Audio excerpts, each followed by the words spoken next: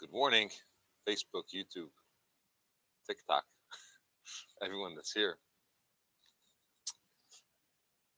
We started a new mimer, which asks the question about Hashem counting the Jewish people. Why is there this term of lifting up our heads? That's the term that's used for counting, lift up or raise up their heads. We asked several questions about the pasuk, where the message to Moshe Rabbeinu took place was in the Oyel Moed, what that represents. And before we get into all this, he says, let's compare. And in general, we compare and we learn about Hashem based on understanding more about ourselves. Just like a person has a head, which is comprised of an inside, which is the brain, and there's a skull that protects it. Similarly, in the spiritual sense, our neshama has an inside, a makeup, which is, among other things, it has an intellectual side to it. We call it the mechin, the three levels of intellect. And then there is a skull that's above it, that is desire. There's two types of desires, two levels of desires, which we didn't elaborate on, but there are two levels. We're going to get to them. There's a lower one and a higher one. The higher one covers over the brain, which means there's a level which rises above our intellect, which is greater than our understanding. Now, before we talk about what's greater than our understanding, there is a pasuk in Eishes Chayil that says Neida Basharim Baila, that her husband is known in the gates. Gates means in the high places, the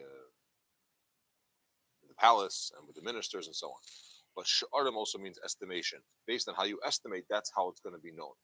Which means, if you want to have a knowledge of Hashem, if you want to have a feeling of Hashem, if you want to have an emotion, an ava, yira, a love, an awe for Hashem, it's going to depend on your estimation, meaning how you contemplate, how you reflect on Hashem. And that's the whole process of davening, that a person wants to reach a level where they're reflecting on the greatness of Hashem to the extent that it's affecting their emotions towards Hashem. We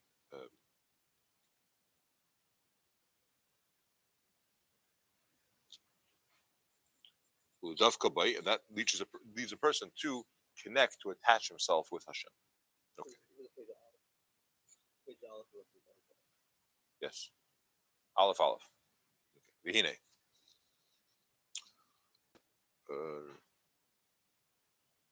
Okay, we finished off saying that there, if you think about it, it's a huge gift that Hashem gave us to allow us to know Him. Because when it says he's known in the gates, her husband is known in the gates, he is known sounds like it's automatic. And at the same time, we're saying it's not automatic, it's not known. You have to think and reflect and really connect in order to know Hashem. So it's not known. The answer is that Hashem makes himself known. It doesn't just happen by itself.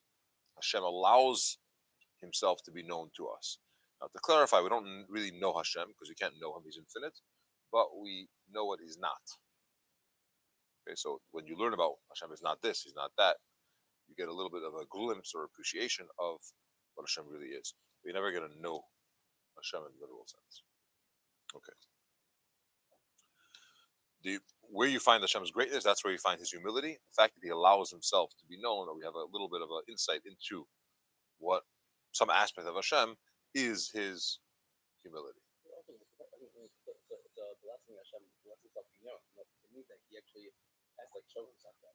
Correct. Yeah. That's why Noida is passive. This is about halfway down the bottom. This desire, which comes from this contemplation, to sustain the midas, which midas are emotions, which is ava and yira for Hashem. Ava is to something which is like his desire. And similarly, the opposite, the hatred is something which is against your will, meaning against his will. A person is trying to reach a level where if Hashem wants it, I want it. I love what Hashem wants. He wants me to help people. I like doing it. I don't have to force myself. I may sometimes have to, but I want to reach a level where Hashem wants it, I love it, because I love Hashem. And if Hashem doesn't want something, I hate that activity, because it's against Hashem's desire. Now, to get to that level, you really have to reflect and connect to Hashem in a very strong way. Similarly, in the opposite sense, the sinna is to something which is against his desire. And that's commensurate to the um,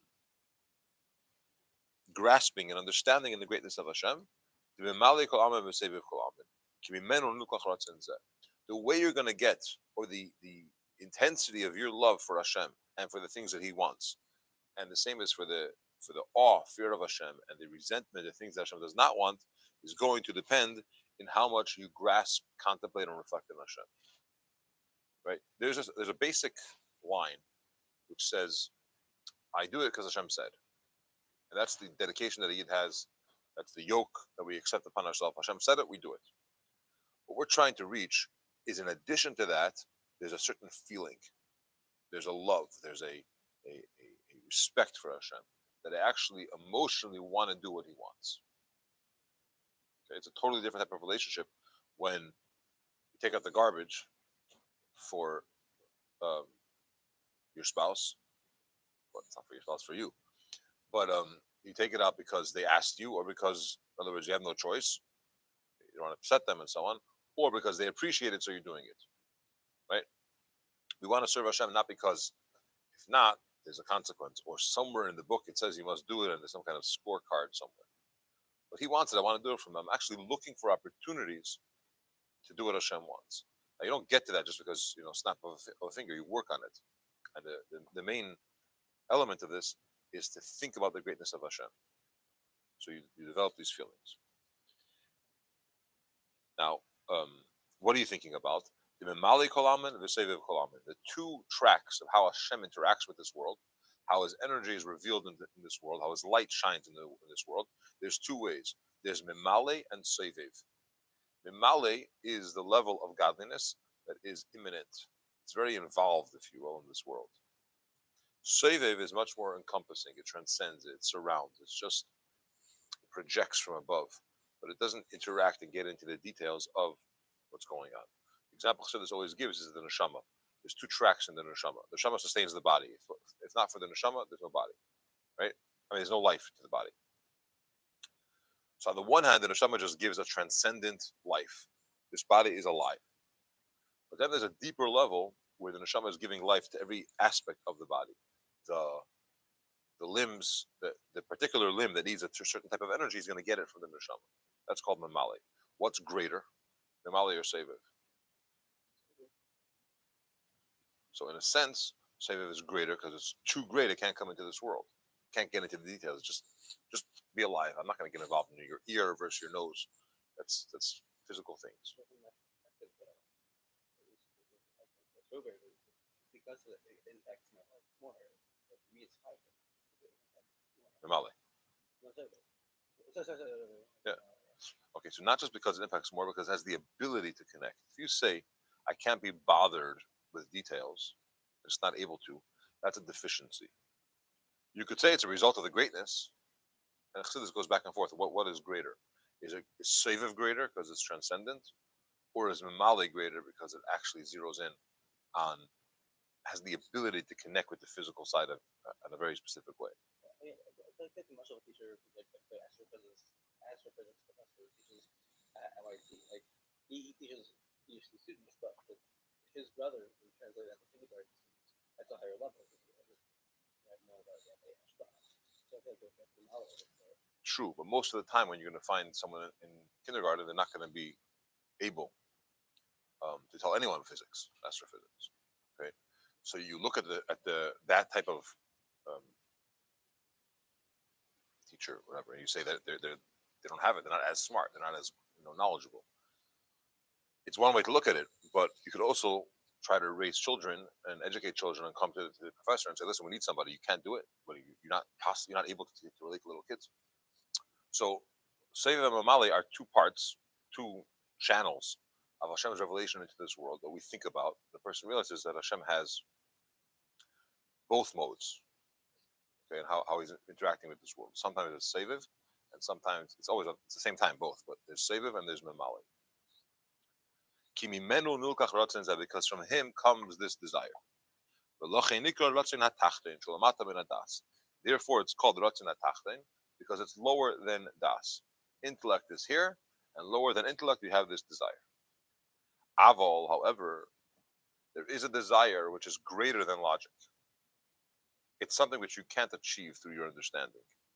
Aval is Ratzon le'elo, shulemayla mayla min haratzon le'elo min hadas, v'haskola shritfas u'masik b'sichlei u'binasei. There's two types of desires. There's a desire that's a result of your thinking. You reflect about the greatness of Hashem. You see how amazing He is, and now you want Him. You want to do what He wants. You want to connect with Him. You appreciate Him. Okay, so your mind processed, developed, and now you want Him. Amali, say whatever, fine. This is called a desire which is lower than intellect. Intellect is able to bring that out, to cause it. So therefore, also the scholar so great, elevates the level so great. No. That's scholar. You meant enlightenment, yeah.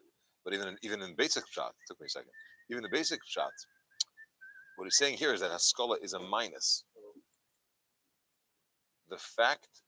Yeah, because it's not truly transcendent. It's not truly connecting with the right way, the whole but with the non-intelligible, the non-articulable. Second level is not. The first level is connecting, and that's why that's the deficiency here, is that all it is the human mind, and we're finite. So if it's a result of my thinking, as great as my thinking is, that big chassid that's completely oblivious of the world while he's thinking, it's still a human mind. Versus like, is it like if you bring that down to the action at higher level? No, he's gonna say. So that's the next part. But there's a ratzon above. So the mila min a ratzon min a das, which is well greater than the ratzon which is given birth or was born out of the intellect. Baskala, shenitzfas, that he grabs, umasig, and he grasps, the sichle in his mind, ubinase in his understanding, in his pashtos dulas shel Kadosh Baruch. The idea of the expansion of the greatness of Hashem, through a mali kol amen v'seviv kol amen, which is the mali and seviv, it doesn't come from understanding, ela rather nimshach as bittul hasagasa. It comes from the bittul of his hasaga. Hasagas called the Rabbi Sparich. And it says it's a long sentence, but the grasping of the all the creations in reference to Hashem. There's two ways how I develop my feeling for my desire in Hashem. Number one is I understand His greatness, not literally, but I understand what He's not. Okay, and it's or I appreciate what He's not, and it develops into a level of a certain ratzon. Then there's another ratzon which says, I cannot understand Hashem. That level of I can't understand, it's beyond me. That's the higher level of ratzon. Does that correspond with the Savior? I don't understand it. No, they're both Mali and Seviv. Because one is I understand to the best of my ability, I'm connecting. I'm not really understanding intellectually what it is, because I can't. But I understand that he's great. But then there's a level where it says nobody could ever understand it. So it's, in a sense, it's not an intellectual conclusion, but it's beyond intellect.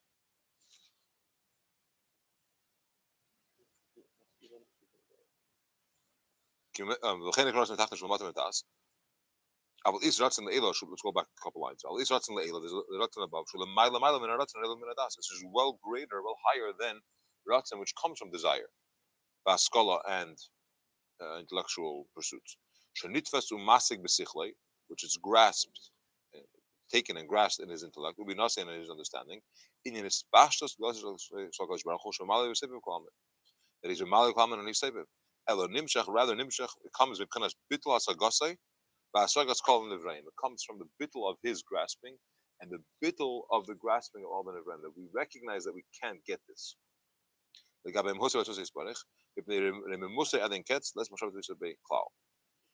of the greatness of Hashem, that nobody can grasp him, to understand him. Okay. Let me say it, tell the words. Level one, which is the result of intellect, is that I reflect on the idea of Memale and Seviv. Second. Yeah, I mistakenly told you before that Memale and Seviv is in both of these. The first one is I reflect about Mamali and Seviv. I'm thinking about the greatness of Hashem. Okay? In the two forms, how he relates with the world, in the immanent and in the transcendent. In a way that's Mamali, that he's very involved in the details, and in a way that's Seviv, there's an aspect, he's always involved. There's an aspect of him that's too high, so to speak, to get into the details. I'm amazed by those two things, how Hashem is doing every single detail, and he's enlivening the whole world, like the shama to the body, the specific and the general. And that's causing me to want him, right? I'm thinking about it a lot, I'm reflecting on it, I'm connecting, I want to connect to Hashem. Very good. This all is an intellectual conclusion about a spiritual thing. You then have something which is greater, and that's a level that says, Leis machshava tvisa beklal. No machshava could grasp Hashem, no mind could comprehend it.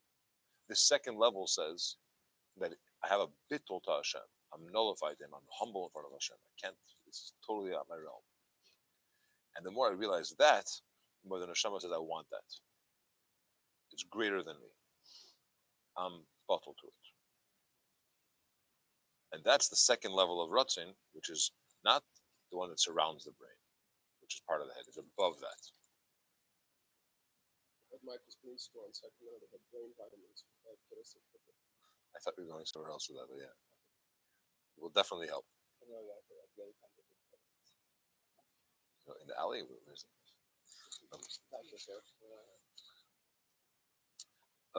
Ela nimshach mchenas bitl asagos asagos kol nevraim. Gabem husay asus isbarach. We remove the kiss and shach isbekal. Well, the mile mchenas asaga v'yadar skala by days this inner nefesh, and through that the neshama will be inspired, awakened. Lotzeis min artika, to go out of its shell. Mchenas chuka kleis nefesh mamish, and that is a level of thirst and kleis nefesh where the soul is expiring. It wants to leave the body. Literally, to spill out, to pour to the bosom of her father. That's the mohos natas of the Eibishter. The kula kamei kilach shiva mamish. Everything in front of Hashem is worth, is nothing, is not considered anything. That's the higher level of ratzin. And in that level, the mali and seviv don't mean anything. The mali and seviv is a level of interaction where Hashem is involved with the world, higher or lower, but he's involved with the world. We're talking about reach of desire where it's the essence of Hashem is beyond all this stuff. That state you can't say memale or seviv, imminent and transcendent. Ella, biziv ve'ha'adam erin tzei baruch hu, only in the shine and the ray of Hashem, ha'meir u'mechaya kol aman, which shines and sustains all the worlds. U'b'chenas malchus ein tzei baruch hu, that is the malchus of Hashem. Which of melech yachid chayho yilabeh, like it says, the king, the only one, the life of the sustenance of the worlds. Uchsiv malchus malchus kol alamim. Your malchus is the malchus of all the worlds. So when you talk about Hashem's interacting with the world, it's called malchus, it's king, right? It's a certain level down, which is it's already interacting. Or you say in Baruch Shamar melech yachid chayho yilabeh, he is the king, the sustainer, the enlivener of the world. All these things are there. But there is a level where you're going way high and you're saying it's not even interaction with the world. What's the world? Hashem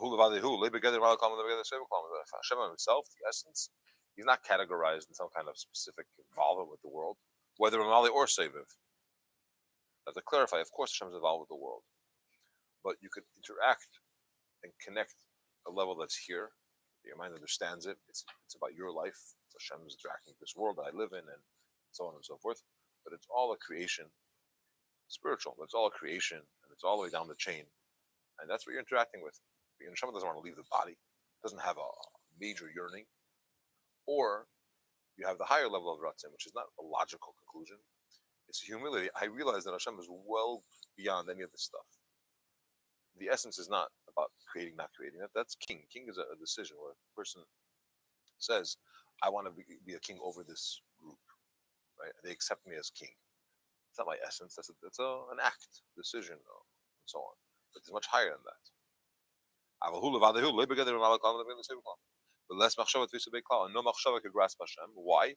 As we say in davening, you are the Eibishter before you created the world. You're unfazed by this world creation.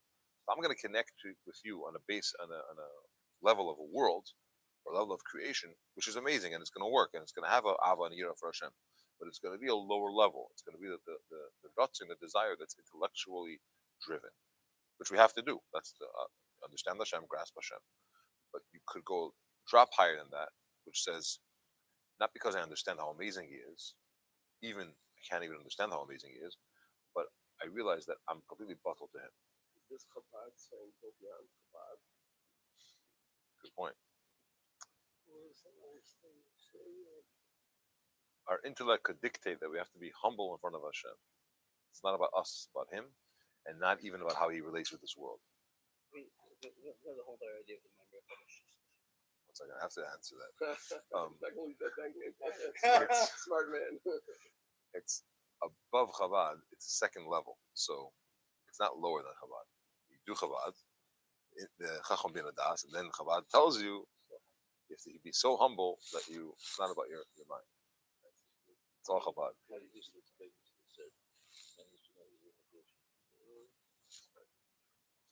Yeah. I don't know. Vania violation is succeed, and it says I'm the Abish, I didn't change. What does it mean I didn't change?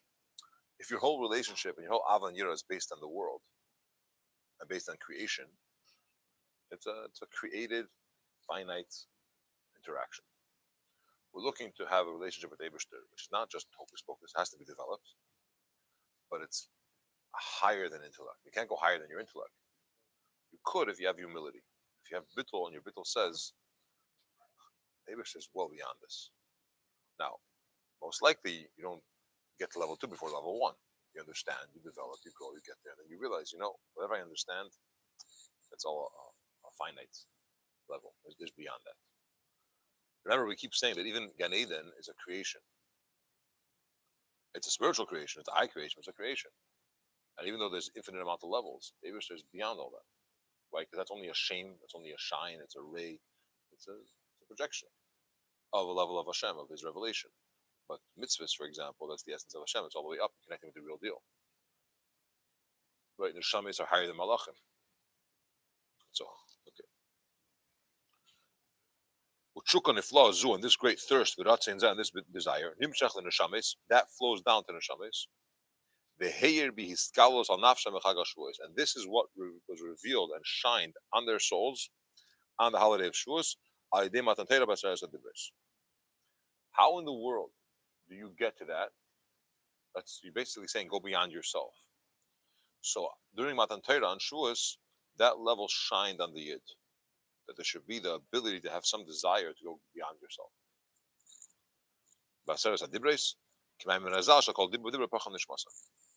Chazal say that every time every word Hashem said, which we stopped at after 2, the neshama kept leaving the body. Right? So we came to Moshe and we said, you speak because we can't handle this. Okay? So the neshama left the body and it came back. What he said here before is that a person reaches a level after the intellect side that he's such a humility to Hashem, I want to connect with Him, and my neshama wants to leave the body. That's called Kleis HaNefesh, exploration of the soul from the body. What's that all about? A regular, healthy, not that this is unhealthy, but a healthy relationship, you have your identity, and you want to experience whatever the other part of this relationship has to offer. That's level 1. I'm learning about Hashem. I live in this amazing world that He created. I appreciate it. I love it. I also respect Him as a result. In other words, I have an offer Hashem. And therefore, I'm going to refrain from things that are negative. All this stuff is great. But at the end of the day, there's me and there's Him. And I'm connecting with Him. The higher level says, I can't fathom what He is. It's beyond my logic. And as a result, I have a bittul to Him. I want to connect, but not as I am with my identity. I want to be consumed by Him. It's like a fire that goes to a bigger fire. That flame knows that once it gets to the bigger fire, it's not going to be its own flame anymore. It's going to be part of the big fire. So normally you don't want that. The higher level of ratzon is that you get consumed. Now, you have to control yourself and not leave the body, right? But by Matan Torah, the Yidden had that level. That's why the neshama kept leaving the body, and they said, "Stop! We can't handle it." because it was shining the higher level where it's a certain bittul. All you want is Hashem. And they felt that, and that's all they wanted. The Hashem was like, I'm out of here. And Moshe, and Hashem put them back. And no, you have to be in a body, you can't do mitzvahs. That's the yearning and the returning, the running and the returning. I want it, but no, I have to stay here. I want it, but I have to stay here. That's that higher level. So when we say lift up the head in the counting, you're lifting up because there's a level which is higher than what you could reach. You have to control it, right? Because you can't have place on nefesh. But we realize that our intellect is limited. And that's a relationship that still says there's me and I love something, or I love somebody, that I is first, which is a lower level, right? You want to get to a level which is a real bittul to Hashem. It's about him, not about me.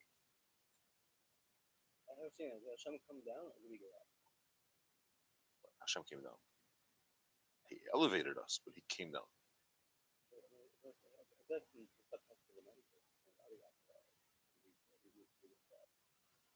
Okay, so the Gzera was that top and bottom don't connect, right? Yeah. Higher and lower. Hashem came down and he broke this Gzera. But it says, Ani Mascha, I'm the first one. I'm coming down, Hashem says. So he came down. As a result of that, we could rise above. But the process of Matan Torah is Hashem coming down. It's a medrash. Rabbi does not have It says right there, descended on the mount. Yeah, I don't remember. Descended on the mount. That's in the Chumash. But there's a medrash that says there was an analogy of a decree. The king said, all those that are in Syria don't go to Rome, and Rome doesn't go to Syria. You got to stay in your domain. Hashem said there's two domains, spiritual and material. They don't mix. So before Matan Torah, when Avram did mitzvahs, it had no impact on the physical thing. Hashem stopped that by Matan Torah. So I want to know what came first, chicken or the egg. I mean, yeah. When you get here, You get an egg. look, Rabbi has. Okay. Very good. Thanks for joining on YouTube, on Facebook. Hopefully you heard with the new mic. Very proud of. See you again tomorrow, Mitzvah.